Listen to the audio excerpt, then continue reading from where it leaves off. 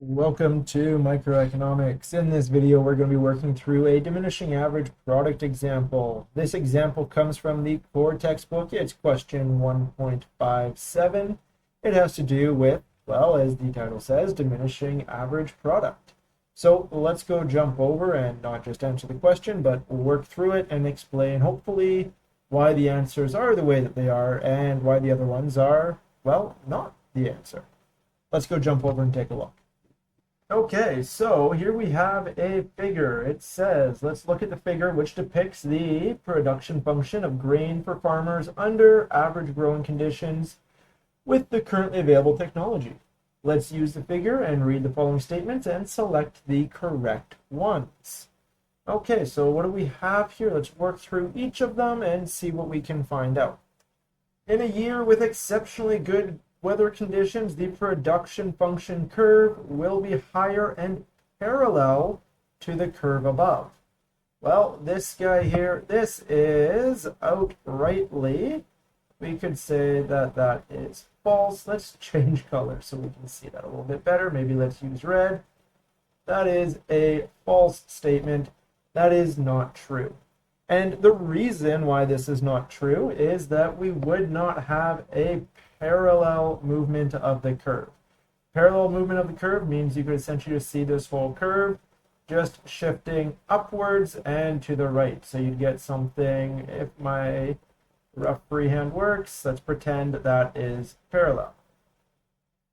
Why would this not be the case? Well, the reason why this would not be the case is this would be saying that at 0 farmers, we would be able to produce some amount of kilograms of grain.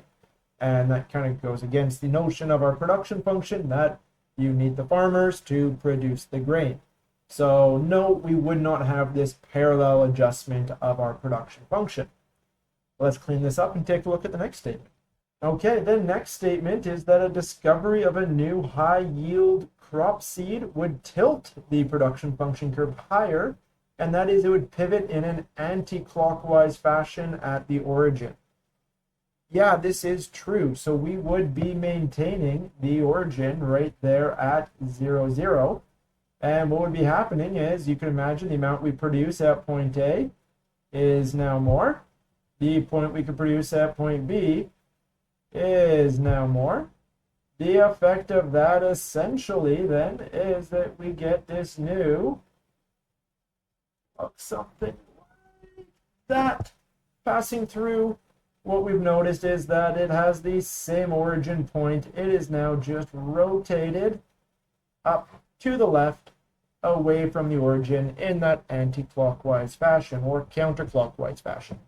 So in this case here, this is true. This would be one of our answers. Check mark or X. We're marking that as correct. Sorry, that's not a very good T. Let's make that better. That's a true statement. Okay, let's take a look at this one. In a year of bad drought, the production curve can slope downwards for a large number of farmers.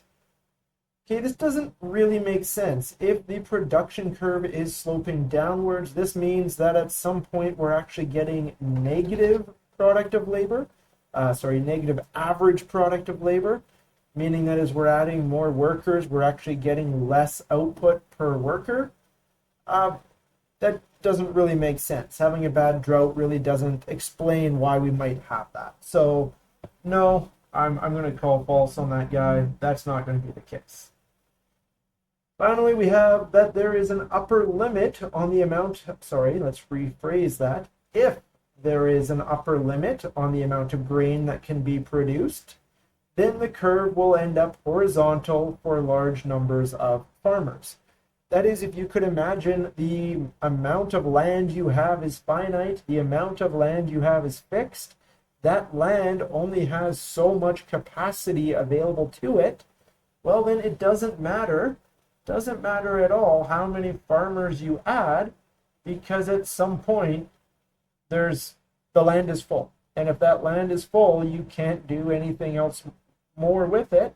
So you'll end up getting a flat section of this production function such that you can't produce anymore no matter how many more farmers you add. So yes, it would be flat.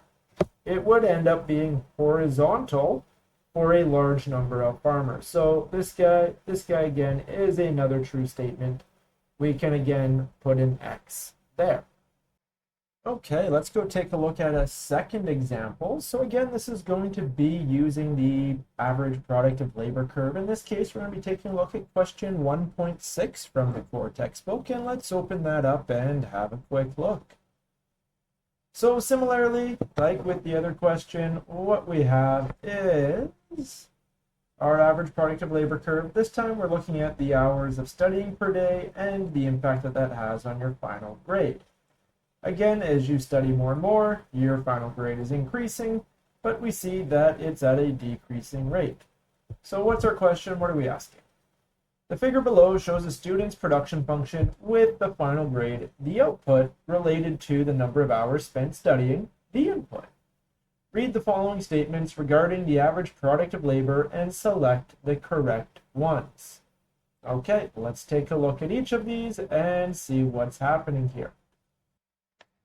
So what do we have for our statements here? The first statement is that the average product of labor is decreasing beyond the 15 hours of studying. Well, let's take a look. Keeping in mind, the average product of labor is can be calculated as the resulting slope of a line between the origin and that point. So that's one way we could take a look at it. That is because this slope here, that is just our calculation of slope is just strictly, let's just write this down so that we're good, the change in our y variable over the change in our x variable. Let's make that a little bit of a better y. My apologies. I don't know if that's better, but we'll pretend. That is the other way that you've often heard that said, is that it is our rise over our run. So if we take a look, just for an example, at this point where we are studying for 4 hours a day, and when we study for 4 hours a day, we are getting a final grade of 50. So this here is our grade. This was our number of hours. Well, what do we have? So as we went from 0 to 4 hours, our run was 0 to 4, so we gained 4 hours of study time. Boo. But that 4 hours of study time gave us a grade that went from 0 up to 50. So as we went an extra 4 hours, we got an extra 50 grade points. So 50 over 4, that gives us a slope of what? Something like 12.5. That would be our average product of labor. Now, of course, we can do this a different way. The average product of labor is just the output per input. So in this case here, what is our output? Well, our output was a 50% final grade. Our input was 4 hours of studying, which, hey, wait a minute, that's the same thing. The result then is going to be, surprise, surprise, the same thing, 12.5. That's our average output, our output per input. So whether we think about it as a slope or whether we think about it as just the output over input, we get the same response. Some just help if you're better at thinking about things visually, or maybe you don't have the numbers, so you have to think about it visually and look at it on the graph. Or we can just compute it quite easily as we just did, output per input. Okay, but that aside, let's actually get to answering this question at hand. And that is, the first bit is asking us, the average product of labor is decreasing beyond 15 hours of study. This catches a lot of people. To be honest, if I wasn't paying attention, I might get tripped up by this as well. That is, our production function is flat. So a lot of times we'd look at this production function, that is, we've hit our peak amount of grade that we could get. For whatever reason, the student just could not break that 90% threshold, no matter how many extra hours they've spent studying, right? Think about, while you're losing sleep at this point. As you lose sleep, you just can't retain any extra information. Well, even despite this, the average product of labor is still decreasing beyond 15 hours. And that's the thing, right? It's not saying that it's only decreasing beyond 15 hours. It's just stating, hey, is it decreasing beyond 15 hours? Now, we could compute this. We could go, what are we at? Our output in each case, let's just change colors so we can see we're doing a different one. Our output, let me change my tool so we can actually write. Our output is 90. That's the grade that we get. And our input is, let's say, let's just pick one here, 17. So if we have an output of 90 and an input of 17, what does that yield for us? Well, 90 over 17 is an average product of labor of 5.29. That is 5.29% per hour, right? We're getting 90% over 17 hours. Now, what happens if we have 20 hours of studying? Well, our output is still the same at 90, but our input is now 20. The impact of that has, well, that is going to be 90 divided by 20, which gives us an average product of labor of 4.5. or 4.5 percentage points per hour. What we've seen in this case is that our average product of labor is decreasing. To see that beyond just numerically, what we can do is take a look at the slope of a line. So from 0 to, I'm going to eyeball this, say right about there was our 17 hours of studying. And the slope of 0 to, let me try that again. Slope of 0 to 20 hours of studying, something like that. What we see once again is that as we've gone farther out, this slope has flattened. That is, it's gotten more shallow. A smaller slope is a smaller average product of labor.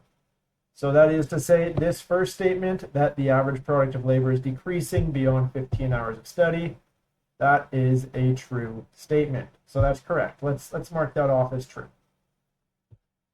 Okay, the next one. The average product of labor at 10 hours is 3. Well, what do we have here? At 10 hours, we have, let's carry that up, across, we have a final grade of 80. So average product is, again, let's just change colors so that we're clear that we're working on a different one here. So our output per input, that gives us an average product of labor of 8. That 8 is not 3. No. So that is not true. That is false. So not true at all. What about the third one? The average product of labor is the slope of the tangent line. What's meant by that? Well, the tangent line is shown there on this graph, and the tangent line is this line right here that I'm doing in yellow. Maybe a poor choice. It's probably not showing up very well. Let's maybe do it in red, even though I've already used red, just to make it a little bit more poppy. There we go. That would be a tangent line. That, as I've just drawn it, would be the line that is tangent at 4 hours of study. That tangent line is not the average product of labor. Again, the average product is the slope from the origin to our point. This tangent line, it does have an interpretation. It does have a meaning. We would actually call that tangent line our marginal product of labor. And we'll get into what we mean by marginal product later. But essentially what that is what is the extra output that I get for an extra input. And in this case, I'm going to presume my input is labor. So if I go plus 1 unit of labor, that is if I studied for an additional hour, how much more percentage increase in my grade would I get?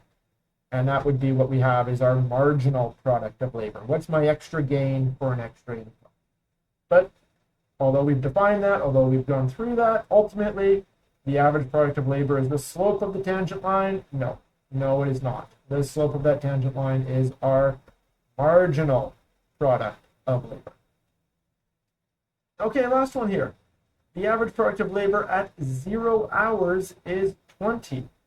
No, at 0 we're producing 0, so the average product of labor at 0 is nothing. It's undefined. We can't actually get this. So no, that is a false statement as well, meaning that our only true statement was actually the one we started off with, and that is that the average product of labor is decreasing beyond that 15 hours of study.